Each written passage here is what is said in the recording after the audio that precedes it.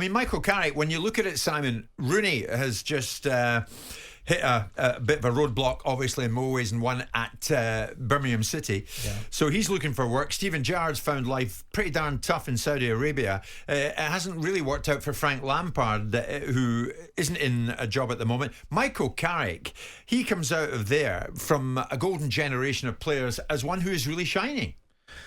Was he really part of that golden generation in people's minds? What? No, he was a good player. No, he was a good player. I tried to sign him in 2005 from West Ham. Player.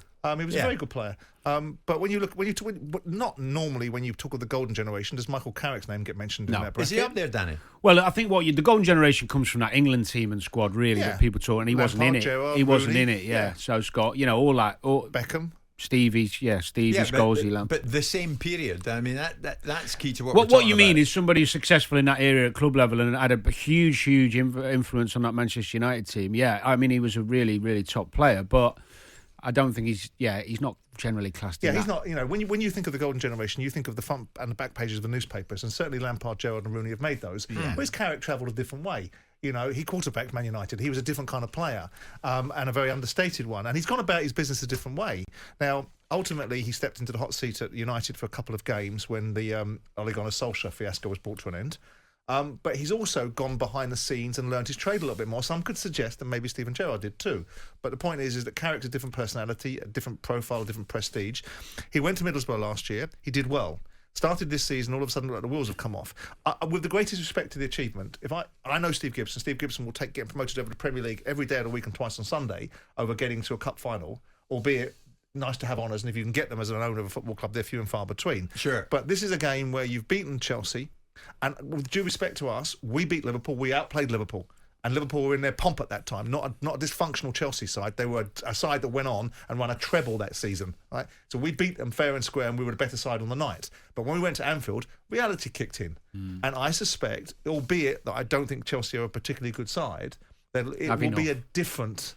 This current Chelsea team, though, do you think reality will kick in the second leg? Well, they've got better players. Automatically? Yeah, not automatically, but I assume that it will. Oh, in a one-off game, look, anything can happen. If a sending off an early goal for Middlesbrough, the fans get frustrated, the nerves kick in. Anything can happen in those type of games. But more often than not, 9 times out of 10, Chelsea at home against the Championship side, no matter who they are, will turn them over. Yeah. It's one of those semi-final stories in the Cup that it's a great story. You hope comes along. That did come along. You hope, if you're not a supporter of Chelsea, of course.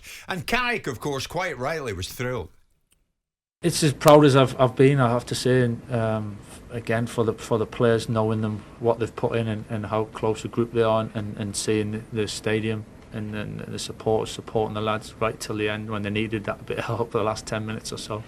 Standing there seeing that was made me hugely proud. So it was a good night for that, really good night for that, and hopefully we can create some more of them in the future. So, I mean, it's Liverpool, Fulham tonight, Danny, but would a less Premier League-centric final make for a better spectacle and a better story? I mean, what if Boro get there? Well, not a better spectacle, and it's but better Fulham. story. Better story. I mean, if Middlesbrough Fulham in the final, amazing. Someone's making history. So, the meaning of that for the people involved at both clubs would be huge compared to Liverpool, Chelsea, who both were in the FA Cup final, league final against each other 2 years ago, weren't they? Liverpool and Chelsea regularly have finals, regularly have silverware. So for Middlesbrough and Fulham to get through would be an incredible story for either club to go and win it. Yeah, I mean, we talk about the likes of Newcastle and what it would mean to them, Simon, to win their first trophy. For either Middlesbrough, who of course did it before against Bolton, long time, 20 years ago, or Fulham to go there and win would be fantastic for either of those clubs. I get what you're saying about Steve Gibson. Of course, if you had the choice between winning the Carabao Cup and the Premier League, you're darn tootin' they would take the Premier League, but chance of a trophy is wonderful. Oh, of course it is, and if that's what's on offer, you take it. I mean, I watched the Swansea versus Bradford League Cup final. I don't think it was a great advertisement for the League Cup. with due respect. And with respect Why? to... It was a heck of a story. Well, because I don't think if you're trying to build out the value of a competition... What game was that, did you say, sorry? Swansea Bradford. Yeah, would it beat Bradford 5-0? I was there. All of Bradford went with huge anticipation. But Laudrup side passed them off the pitch. Yeah, you're talking about the sentimental side. I'm talking about the commercial side and the value of the competition. Because when you're trying to get rights and opportunities for it, when you're trying to sell it around the world with Swansea Bradford being in the final, you're probably not going to get very much. But when you've got Liverpool-Chelsea, albeit it probably will be a more interesting game, because Liverpool-Chelsea Cup finals recently have been pretty turgid, haven't they? Yeah. They've been won on penalty shootouts. But they shouldn't have any divine right to be there. The Premier League.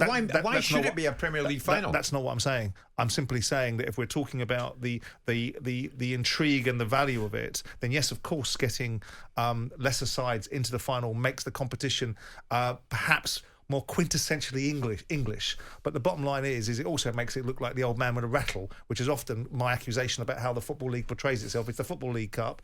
It'd be wonderful for them. They'll dine out, in fact, if one of their member clubs got to a cup final and won it, it would be almost bringing it home, wouldn't it, given it's their cup. Somebody's saying there to you, Danny, this morning, take a bow because of that volley in the semi. Is that true? Was that against Palace? Yeah, you cracked one in? Yeah. Shanked it. Really?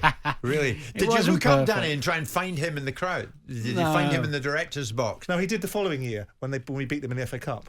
Oh, right. I don't remember. I still don't remember that. But I'll trust you on it. At Anfield.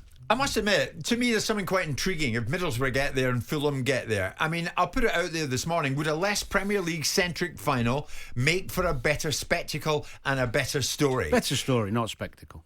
Make for a better story. OK, on we go with that then. 03717 223344 810 89. Jim White and Simon Jordan. Monday to Friday mornings from 10 on AM, on DAB, via the talkSPORT app and on your smart speaker. talkSPORT.